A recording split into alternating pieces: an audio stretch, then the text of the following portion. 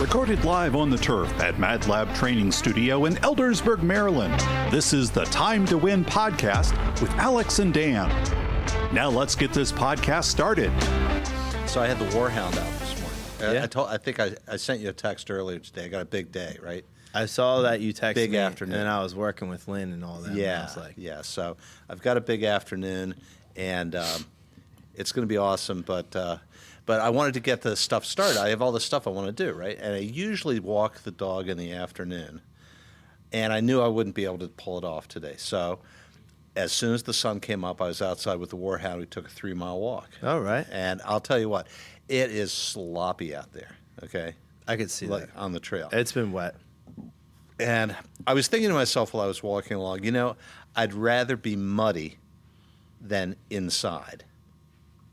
Okay. Right? And Yeah. I have that T-shirt that says, better sore than Better sore than sorry, right? for sure. But better muddy than inside. And I think, that's kind of a slogan. It is kind of a slogan.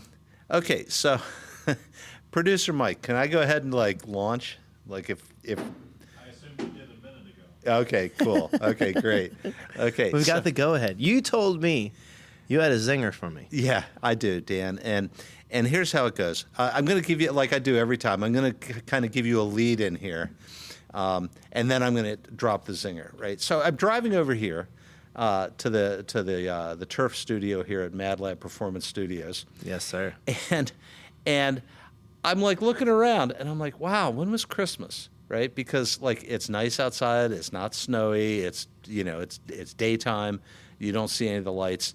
Some of the decorations are coming down, and I'm like, oh my God, that was only that was Monday. Today's Friday. That was Christmas, and it's it came and it went, Real fast. And it's in some ways, it's almost like it never even happened. So it brought to mind a lot of things in my life that it's they never even happened, right? Unless you have some sort of prompt or reminder to tell you that they happened. For sure. So we've talked about journal mining a lot. Yeah. Right? And I've always said that at the end of the year, I like to sit down with my family and I like to break out the journal that I've kept all year long, and I like to refresh everyone's memory. It's not like Festivus and the airing of grievances. Okay, airing of grievances. It's like Festivus and a celebration of the year that just finished up. So anyway, I'm going through some of my notes today, and I'm looking in my computer, and there's a file called Artifacts. And I don't even remember what it is, right? So I opened it up and I started reading it, and it's little snippets of things that I thought about, but I never developed the idea, right? It's like an extension of the writing journals that I keep. And I was reading something today in this file called Artifacts, and it reminded me of something that's actually really, really important, and that's the zinger for today, okay? So I can't wait. Okay, have you ever heard of the Bechdel test? I feel like the Bechdel test, that's not a personality test? It's not. Bechdel test. Okay, so here's the zinger, right? If you lived in a world that automatically excluded half the population for no reason at all, Just snap of his fingers. just snap Avengers the finger. style. I mean, like the Thanos snap, right? Right. That's what I'm thinking of. Would you say that was good or bad? And I already know the answer. It's kind of rhetorical. It's bad, right? Okay. One would think. I'm not setting you up for a fall here. It's bad if you automatically exclude half the population. Well, so then that comes down to, I feel like I always, let's say, if you have a way you're going with this, let's do that. Oh, I'm going somewhere. All with right, this so for let's say it is bad. Yeah. Because one of the goals is survival, so you'd imagine and procreation, so you'd think that. Yeah. So I'm just saying in a general sense, right? If you were to say, I don't really care what your talents are, I don't care how skilled you are or how motivated you are, you're just ineligible. Yeah, just randomly. Just almost On a random. dice roll. Almost randomly, Okay. right? On a dice roll, on a two-sided dice, which is AKA a coin, right? Yeah. AKA a coin. I never even thought about I it. didn't Break either. out the old two-sided dice. Yeah, the two-sided. Yeah. Heads or tails, baby. Pass or fail. That's it. Exclude or include, right? And what I'm talking about actually is women, okay? And, it blows my mind that in parts of the world, women are not even considered really to be human, right? Like they have no rights, they have no opportunities. It's awful. True, right? yeah. And so here's half the population that in many parts of the world is ineligible for anything except to, like, I don't know, stay at home and have babies and cook and, basically serve the wishes and desires of the man. Okay. And that's what I wanted to talk about today. That is a zinger.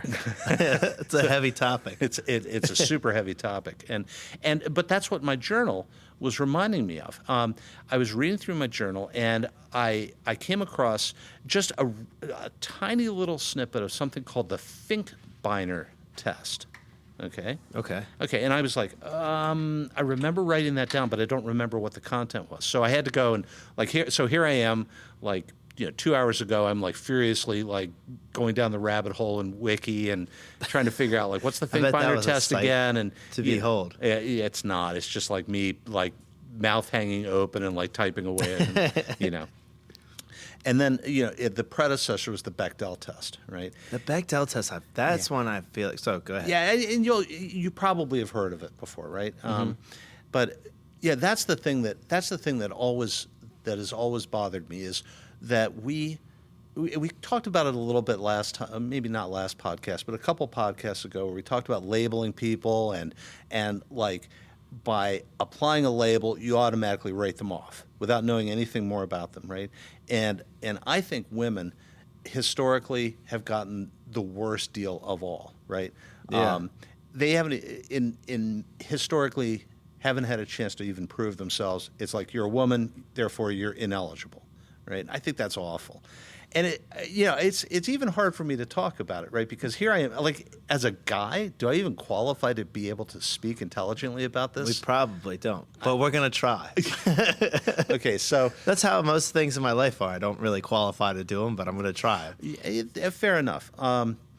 I think it's important, though, even if I'm unqualified, I think it's important to get it out there and talk about stuff that's hard to talk about or scary to talk about or threatening to talk about. And well, let's start with this. Yeah. Where do you think that would start? Or do you think that's just an innate part of our species? See what I'm saying? So because some of it is very cultural too. Mm-hmm. More whatever the belief system is set up to be more male dominant, just because of and that not right or wrong, probably wrong, but it's just for whatever mythos lean that way. And then you have other ones that are actually more female dominant, but it does seem in fact, it's probably not even close, that you have more specifically societies where the male has more rights and abilities, or not abilities, but more rights, and they're able to have access to more whatever resources and stuff. Right. But why? Because there has to be something that pushes that. Because you could have and you have historically a civilization thousands of miles away, and then you have another civilization, and they both treat women or portions of their society without equality, right? Yeah. I mean, Dan, I can't speak to the origins of this. I don't know the answer to that. What I can speak to, though, is what the future should look like. Okay, and that's what we talk about a lot here. So we're going to rebuild society, right? We're going to rebuild society. So we started with Christmas is over. We got into journal mining. I brought up the Bechdel and the Finkbeiner test, which we'll talk about a little bit more in detail. And now we're going to rebuild society, right? I'm all about rebuilding society. Right? A society where if you're useful and you're motivated and you're talented and you're kind, then you are a full value citizen, right?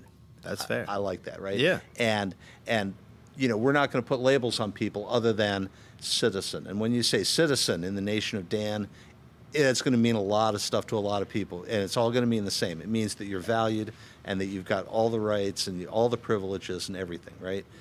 Regardless of whether you've got 3 heads or whether your skin is black or white or whether your gender is this or that, right? I agree with all of that. Now, how do you figure out if that's the case? There's got to be some kind of entry exam. Yeah. Okay. Yeah. We've or talked about some that. kind. Yeah, we have a little bit. Yeah. So and I've thought about this a lot. Okay. Yeah. Yeah. I mean, we could talk some more about the entry exam. Wait, before we do any of that, what is the Bechdel test? Oh, okay. I'm really glad you asked. Okay. So Okay, it starts out really simple and almost silly, right? So there's a cartoonist, Alison Bechdel. That's how right? most things start. Okay, and she's got this cartoon strip, or she had a cartoon strip called something like Dykes to Watch Out For. Okay, right? And like as a guy and as a straight guy, that like maybe the hair on the back of your neck stands up a little bit, like ooh, Dykes, dangerous. Like, I don't know. But that was the strip, and it was well done, right? And so in this one particular strip from Alison Bechdel, these two gals are coming out of a movie, or they're talking about going to the movies, and one of them says, "Yeah, I don't go to a movie unless there's two women, and they talk to each other, and the subject that they talk about is anything except a man." Right. Okay. And then already, like, if you're a straight guy looking at this, you're like, like your mind is blown. Right. And you start like going through your list of movies that would actually pass the Bechdel test, and the number is vanishingly small. And then the punchline of the cartoon strip that caused the whole creation of the Bechdel test was the other gal turns to her friend and says, "I know, right? The last movie I was able to go watch was Aliens." Okay, right? And okay, that was cool. Like you've got great female leading characters, a couple of them. Mm-hmm. You've got they have names, they talk to each other, and they're not talking about a man or something that a man has done. They're talking about the problem. Like Sigourney Weaver aliens? Yeah. So on a completely different tangent, right? When I saw that movie when I was like 8 or 9 or something like that, and there's not a movie in history that has scared me more than when I saw that. I literally would take showers, and when I took a shower, I would have the curtain open the whole time so I could look at the vent, because you were running around the vent. Dude, that movie scared the shit out of me. Yeah. When I shouldn't have saw it when I was that little. I mean, probably for like 3 years, anytime I was like in a bathroom or anywhere where there was vents, I'd be like looking at the vent the whole time. Oh, you mean you actually got over it? Because it still scares me. Maybe got over it. Yeah, I love Aliens. It's a great movie for sure. Okay, so great series. So Alien and Aliens, they pass the Bechdel test, right? Okay. But it's more of like an awareness thing. Suddenly now that somebody has said to you, does Kill Bill pass it? I don't know. I never tried to apply the test. But then do two Uma Thurman, right? Like, yeah. So that's one strong female lead character. Yeah, she's a badass. Are there two? I haven't seen Kill Bill in a while. I don't think so. There's some supporting characters, like there's some villains. There's some villains that are women that are pretty badass, but then the main villain's a man, and she has a couple, and all of the people conversations are about Bill. Ooh. So, and that's not even named Kill Bill. Yeah, I'm going to say Kill Bill probably fails. Okay. Right. And this is, this. Okay. So but does Aliens have another main girl? There's a couple of there's two female in Alien. There's another female, right?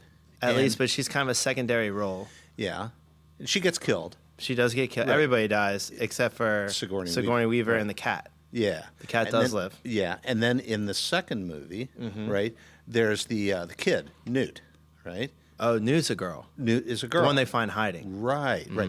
And the Marine pilot, yeah, right? She's a woman. How'd you know that name? Did you just look that up, or you remember that? So I just remember stuff. God dang, mine like a steel trap. No, it's more like a mind, like a trash can.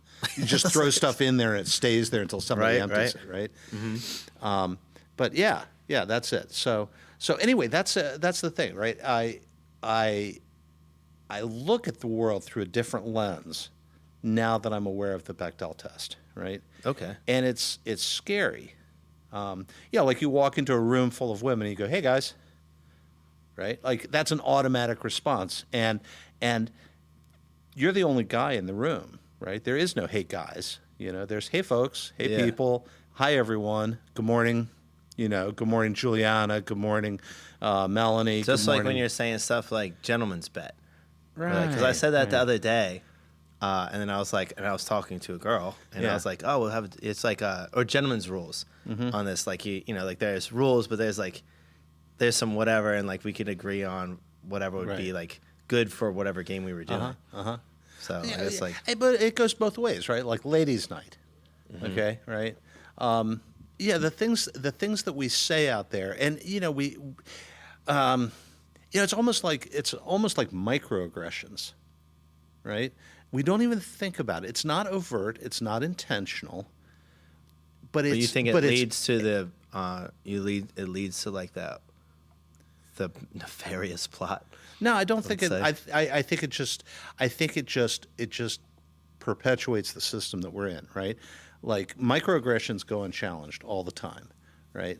You could think of all sorts of things. In American society, do you think it's getting better? No. Ooh, that's a strong take. Yeah. Why? Yeah, because I don't think we call it out. But we do. I feel like it's. I mean, I've only lived this life, so I don't. I haven't. It's not like I've been here since all of American history that I know of.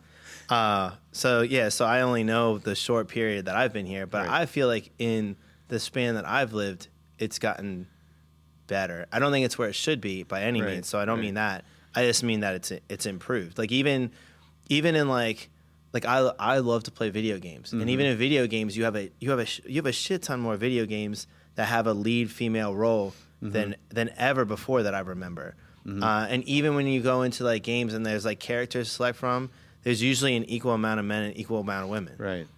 So, but I mean, that's obviously like a small snippet. Right. I feel like you have more women than ever in leadership positions.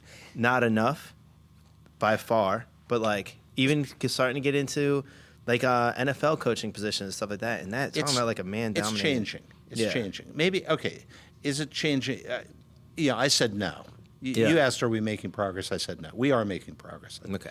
I take it back, but we're still at a place where half of society is marginalized. For sure. In fact, it's a lot more than half. If you start including anybody that's that is not male and is not white. Okay. All of a sudden, now you've got like. Then you add if you have three-quarters of the population. Then you add if you have a straight white male, and that's like the easiest. Yeah, that's the trifecta of exclusion, right? I mean, I don't want it to be an epithet though. Like old white guys. It comes across as an epithet or a slur, and it shouldn't be that way, right? Old white guys do have the advantage right now of still retaining an awful lot of the power, and therefore and money. Old white guys, and money.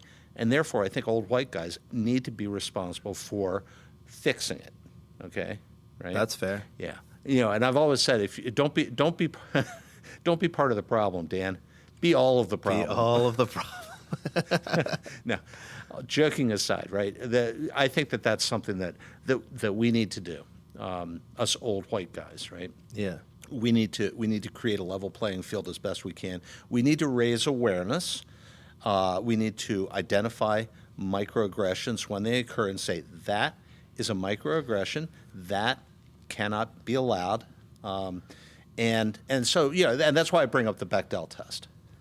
I feel like if I had to guess, that just like a lot of things that, so I think given a good childhood with friends and family and like help raising you and like a good like positive reward system, I think that you naturally as a human have certain traits, right? You want to treat other humans well.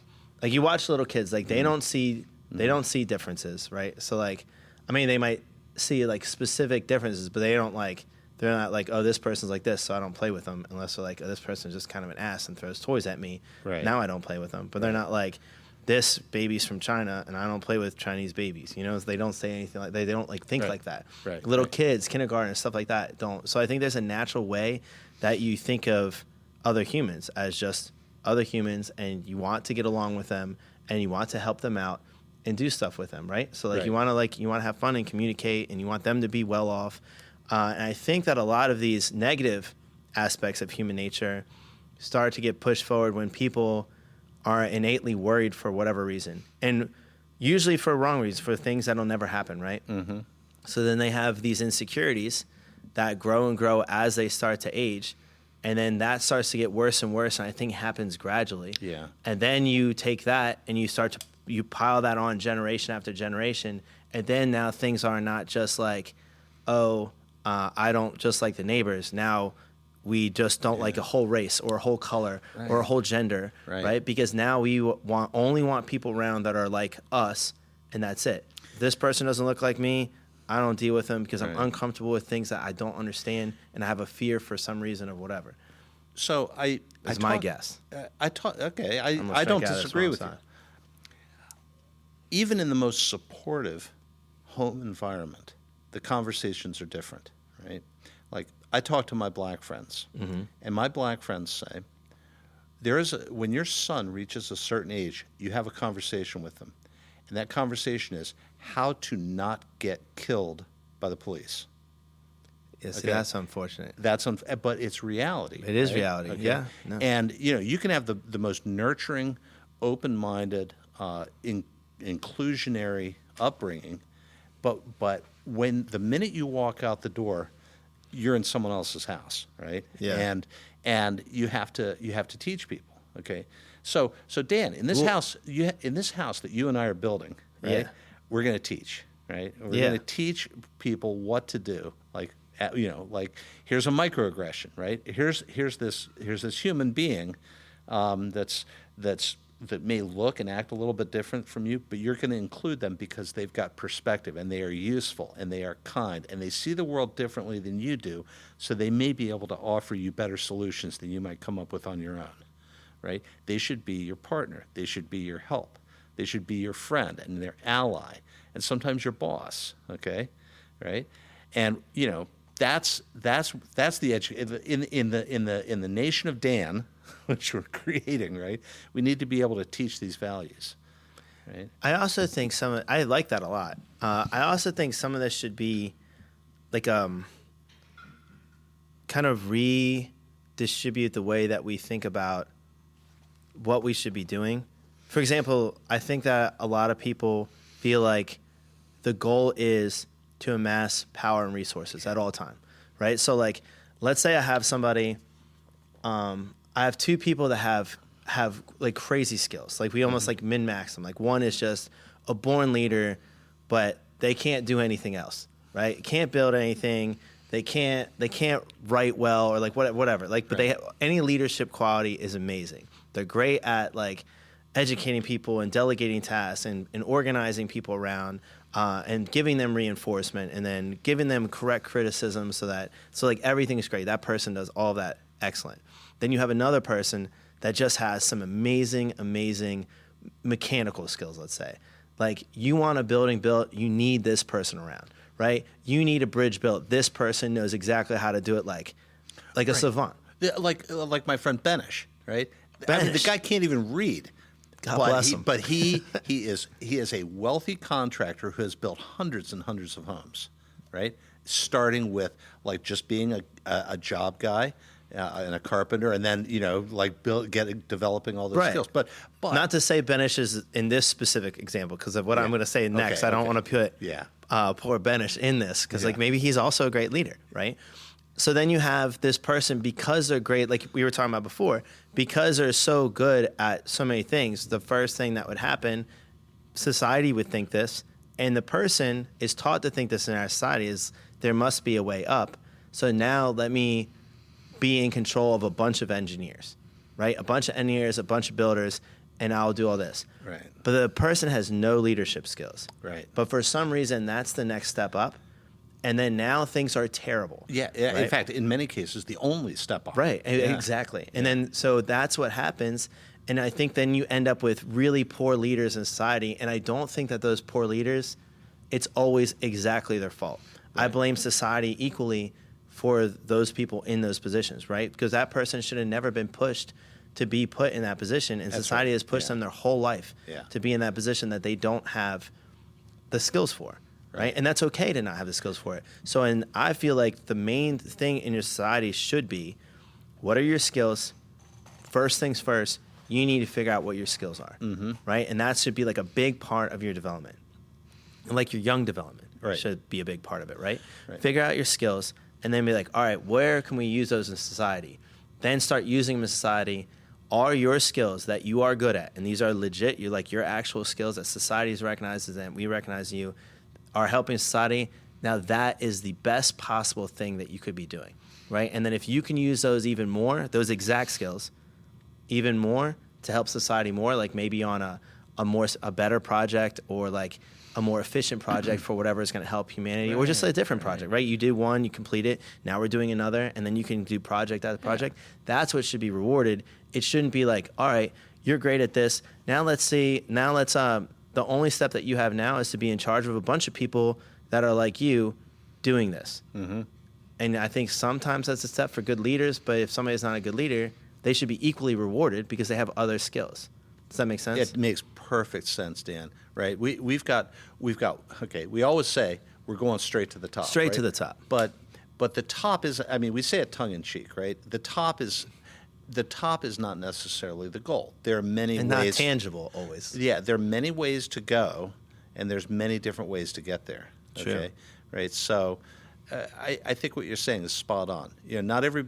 We've created a society where there's only one way to go, that's up, and there's only one vector, which is people management, right? Like you're going to be the boss of an organization, and the CEO is much more important than a principal scientist who's winning Nobel Prizes, right? I mean, at least through the lens of society.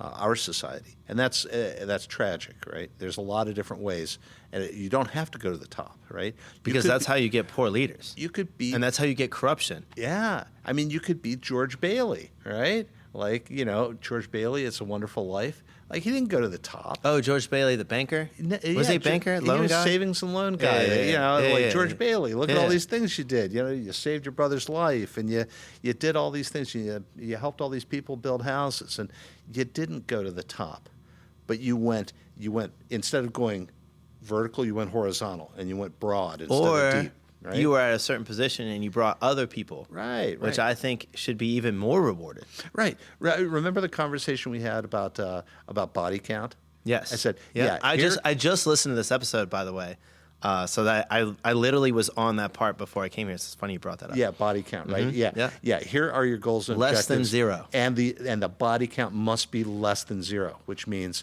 you have to bring people with you. Right. Yeah, that was part of the rules. So anyway, yeah, back to the original topic. So here we are living in a society that by and large has excluded half, if not more, of the population for no reason other than really for no reason in my book. So then I would say the test to get into this society, what are your skills? What are you passionate about?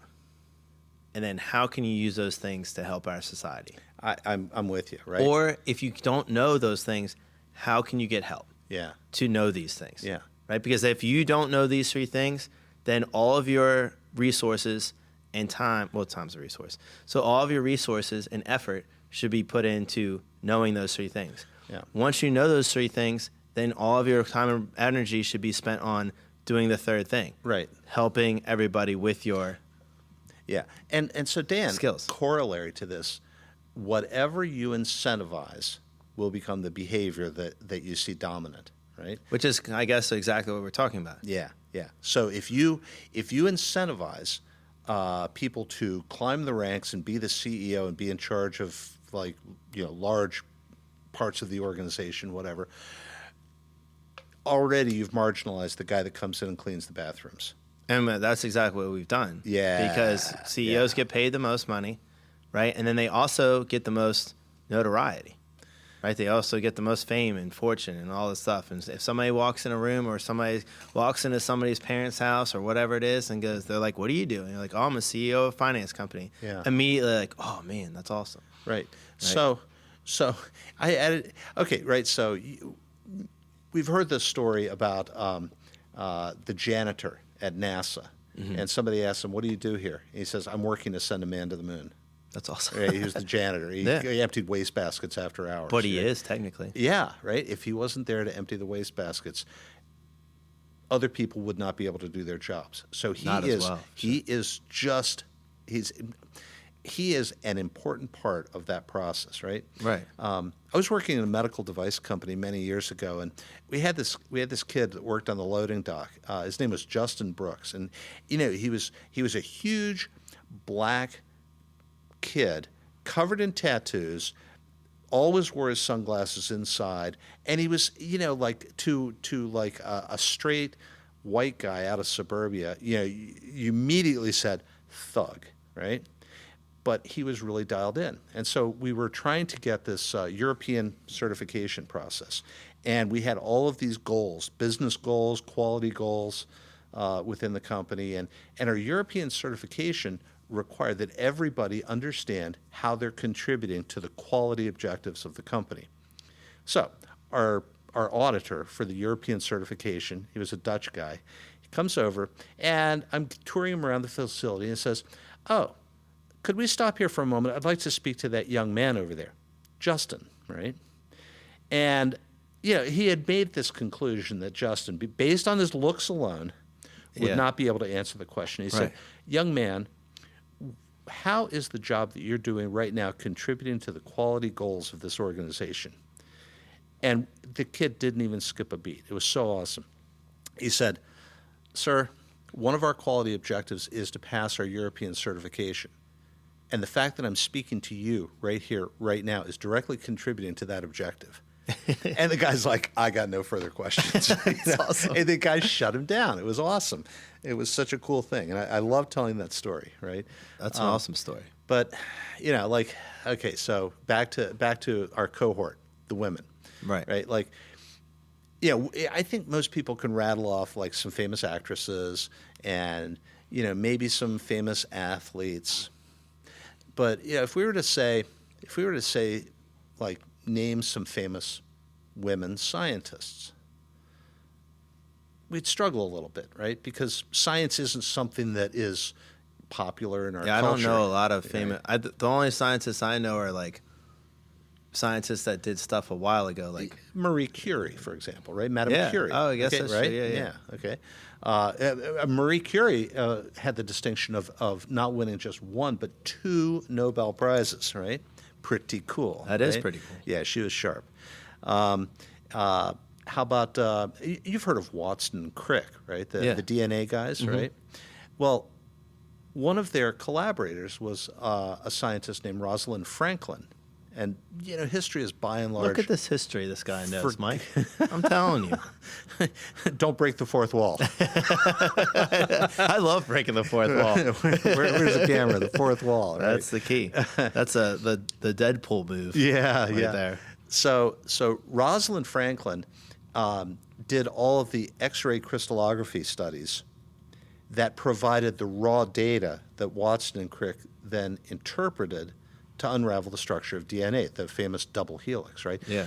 But without Rosalind Franklin, there was no Watson and Crick, okay? She probably didn't get the credit. She gets some. I mean, Watson and Crick wrote I think it was Watson that wrote a really good book called The Double Helix, and he gives her a ton of credit in that book. That's good. But, there's so many others out there, and,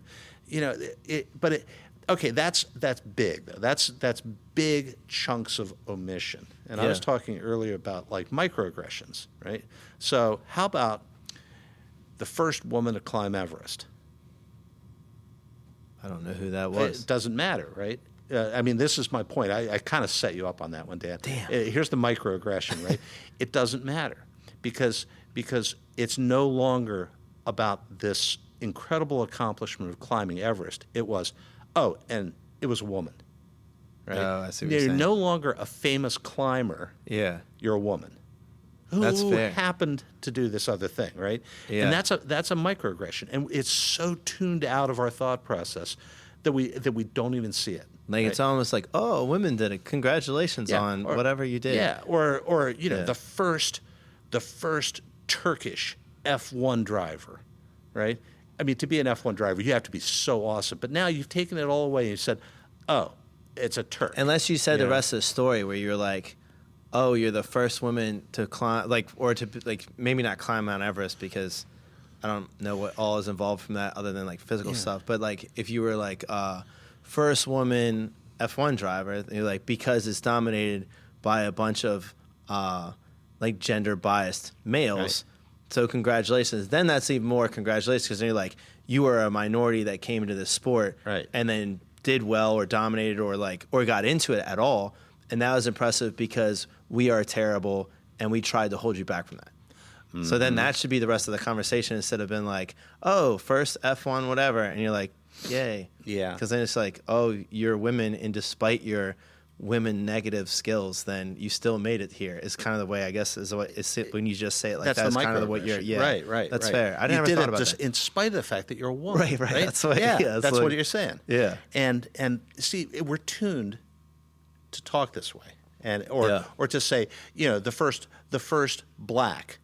Fill in the blank. Right. It doesn't matter what their accomplishment was. It doesn't matter that they're a famous rocket scientist. What matters then is they're black. Right. In spite of the fact that they're black, they did something. Right? Yeah. And that's the way it comes unless you're across. going to continue the rest of the story and be like, you broke into like a white super racist society and did this thing despite all of that. Then congratulations. And then that is to be applauded. But also is unfortunate that that's the case. Okay, so here's where I agree with you. Yeah. Yeah. So here's where I have to bust out the clipboard. Okay. Because I wait before you bust out the clipboard. Let me talk about because Jocko, he's going to come in here and sponsor us. Okay. He didn't hear what I said earlier, which is great. Which is great. But I love Jocko Go. It's the only energy drink that I drink. What's up? Turn the can.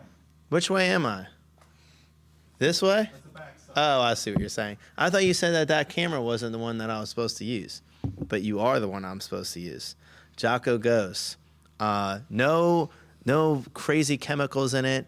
It's got good vitamins, not a wild amount of caffeine, only 90 milligrams of caffeine, so less than a cup of coffee. So it won't make you that crazy unless you drink a bunch of them in a row, which I have a couple of times, but not today. So all is good.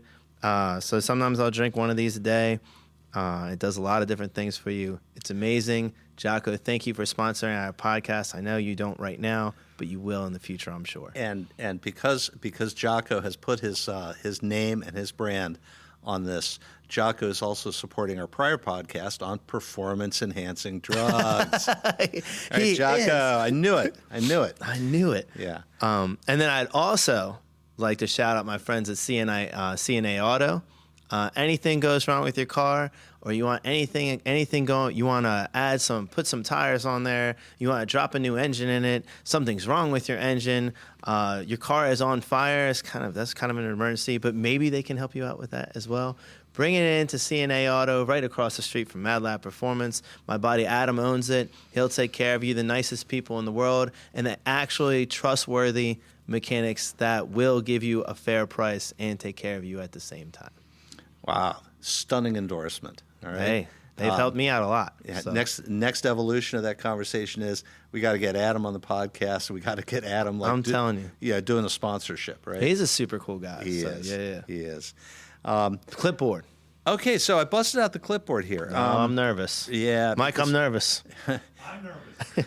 So I busted out the clipboard because I can't be relied on to actually memorize stuff like this. I mean, I had to I had even written this down in the artifacts file. Remember? In the artifacts file, the Finkbeiner test, and it's kind of like an extension of the Bechdel test, right? And Anne Finkbeiner is a journalist who was writing an article about a scientist, and the scientist happened to be a woman, and Anne Finkbeiner decided that she wanted to write the article not as, here's a woman who happens to be a rocket scientist, but here is a rocket scientist, period. Okay? And so she tried to write the article in such a way that it would, aside from the person's name, who I did not record, but aside from the person's name, you might find it difficult to know whether the person was male or female or black or white or bi or straight or whatever, right? And that has become sort of an interesting criteria now in journalism.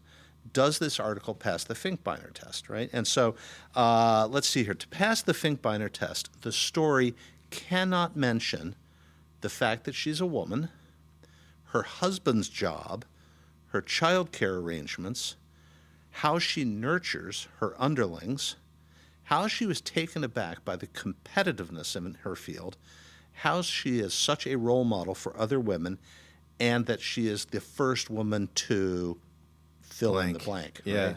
Okay, that's the Finkbeiner test, right? Oh, okay. Because the minute you say, "Oh, she's the first woman," it's like no longer is she a great scientist. Yeah. Now, You've kind of demeaned a lot of what she did. yeah, it takes away the accomplishment. Yeah. It neutralizes it, right? And so, again, like I read about this and I learned about this and my mind was blown. I'm like, oh my God, I'm so guilty of all of these things. Yeah. Right? And I don't even try to do it. It just happens, right? It's just like how I work and who I am, and it's not right. Like it's like if you were a lifelong smoker and suddenly you woke up one morning and you were told smoking is actually deadly and it will kill you. It's like, what? Right? Like, this is Alex, just what I am. Women are humans, and they are capable of all of the same things that anybody else is capable of, and you need to stop thinking of them as alien species, right? Or marginalized or other. Right. They would meet all of the criteria for inclusion in the society. They are kind. They are useful. They are motivated. They have skills, right? And why would you not take advantage of these things that this group of people have to offer? Right? Yeah. I don't know. That makes sense. I can't answer it, but I know that you must. Right? I know that you must. That's fair. And so, I would say, Dan, I don't know where we're at in terms of our timing. I don't know, what are 30, 35 minutes deep? Let's summarize. Yeah. What we've learned. What I would say is, What Dan, I've learned. If you're not being conscious of your ability to pass the Bechdel test or the Finkbeiner test, you're not going to win. Okay, you're not going to win. And the whole topic of this podcast is it's time to win. And if you don't do those things, and if you're guilty of microaggressions against anybody, you're not going to win. And you're You're holding not back gonna society. win. You're holding back society. You have become. And we probably won't make it into our society, which I know everybody's trying to do. And I know. And if you did Coming somehow, in 2024, if you probably did the fall. somehow squeak in, you might get excommunicated if you're guilty of these things. Oh. Okay, You don't want that.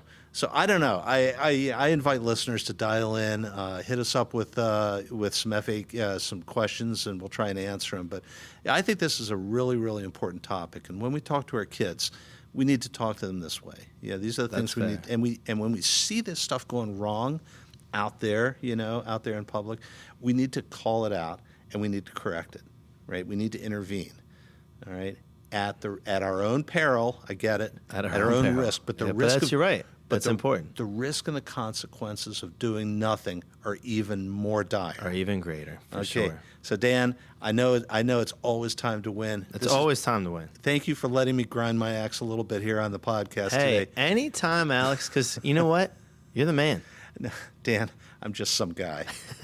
Thank you, guys. Thank you, everyone.